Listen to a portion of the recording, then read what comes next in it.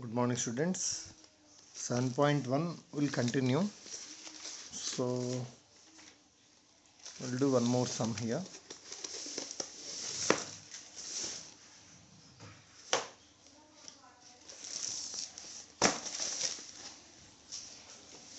So I'll read the question here. First problem completed maybe. We'll go for third one. So AD and BC are equal and perpendicular to a line segment AB. Show that CD bisects AB. AD and BC are equal and perpendicular to a line segment AB. Show that CD bisects AB. So same diagram I'm drawing here.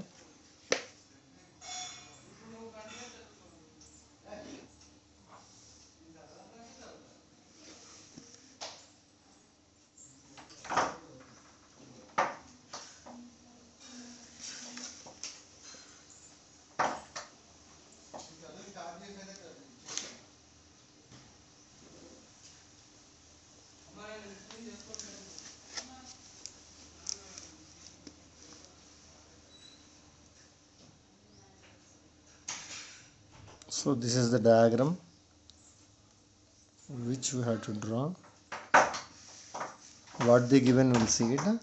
They said AD, it is A and it is D. This is O, this is B, this is C. They given AD is equals to BC. AD and BC are equal means given, you have to write it here. Given AD is equals to BC. Okay, and also what he said, and perpendiculars to a line segment AB means this AD is perpendicular to BA and BC is perpendicular to BA. So this AD and BC are perpendicular to one line only. Okay. So now you have to show that CD bisects AB. Required to prove. CD bisects AB. So CD bisects AB means you have to prove OB is equals to OA. What you have to prove is you have to prove OB is equals to OA. Okay. So how we have to prove OB is equal to OA means these two triangles you have to prove that they are congruent. Okay. If you prove these two triangles are congruent, it is enough to show that OB is equals to OA. So how we have to prove, we'll see it. Proof. So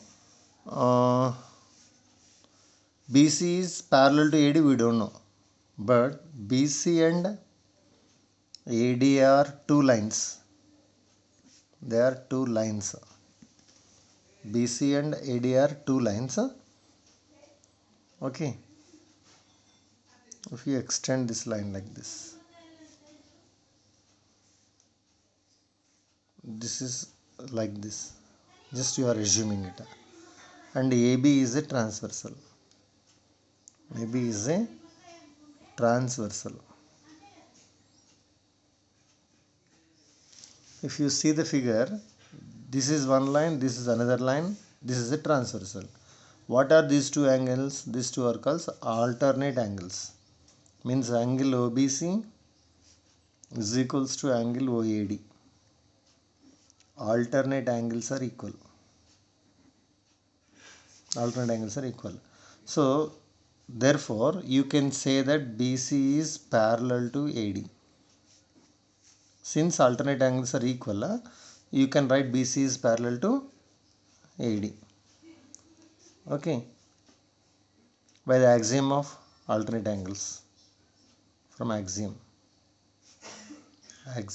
of alternate angles. So you have one proof that if alternate angles are equal, the lines are parallel. So with that you can say that BC is parallel to AD. So BC is parallel to AD, we know it. Next what you know is, okay, BC is parallel to AD. Now what I am writing is here, BC is parallel to AD and CD is a transversal. CD is a transversal. Then what you can write, angle BCO is equals to angle ODA, since alternate angles. It is equation number, you can write 1.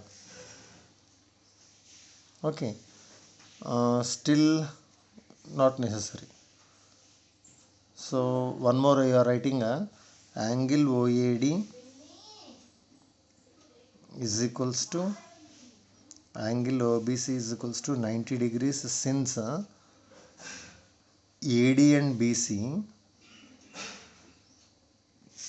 are perpendicular to AB. It is equation number 2.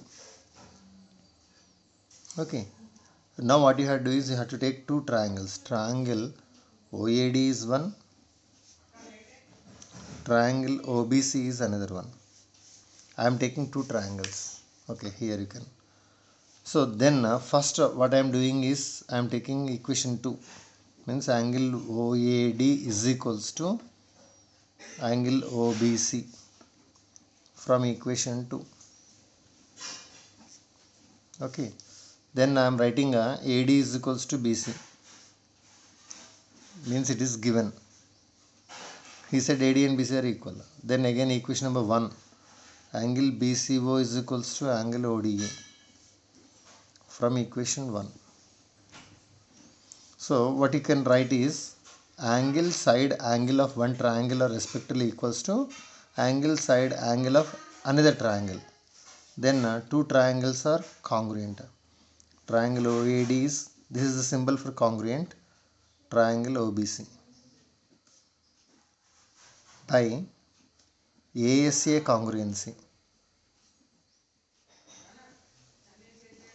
Okay. Then if two triangles are congruent, he did not ask us to show these two triangles are congruent. What he asked, he said that you have to show OB is equals to OA. So OB is equals to OA, you can write directly CPCT, corresponding parts of congruent triangles. Already you learned in 9th class. The full form of CPCT is corresponding parts in congruent triangles. If two triangles are congruent, then three angles are equals to three angles, three sides are equals to three sides. Okay. Corresponding parts of congruent triangles OB and OA. Therefore, they are equal and it is equation number 3. Hence proved. So, if you want to do a problem, you have to do like this. This is the method to prove this one.